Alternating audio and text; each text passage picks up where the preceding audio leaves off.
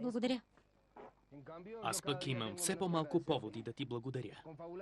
Заговорничиш срещу мен. Нямам представа за какво говориш. Не се преструвай. Известно ми е, че със сестрите ти насаждате у Габриела съмнения към мен. Искате да се махна. Бих излъгала, ако кажа, че се заблуждаваш. Най-вече аз се опитвам да накарам мама да прозре, че е вредно да продължаваш да седиш тук. По-вредно е за нея да остане сама, понеже вие ще я напуснете. Това не е вярно.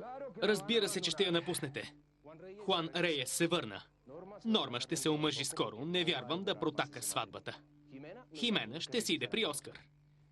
Кой ще остане при Габриела? Ти ли? Може би. Само не казвай, че ще се жертваш заради майка си. Не ти вярвам. И ти ще избягаш при Франко Рейес. Няма да избягам при никого. Когато си тръгна, ще е защото съм решила да се оженя.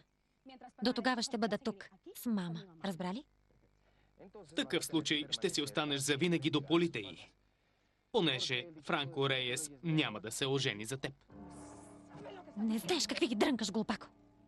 Отлично знам, че той няма да зареже любовниците си, сред които е Росарио. И за да не го загубиш, ще трябва да се валяш от време на време с него в храстите като обикновена уличница.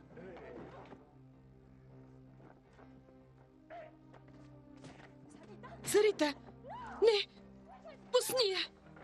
Остави я, страхливеца! Не смей да я докосваш повече! Пусни я! Пусни я, негоднико! Пусни я! Негодник! И ти ще си го получиш, защото ми писна от вас. Фернандо!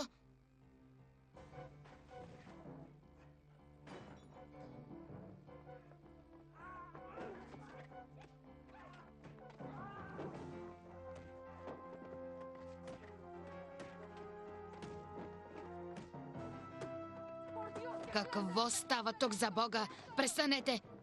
Престанете! Не стойте като изтокани, направете нещо!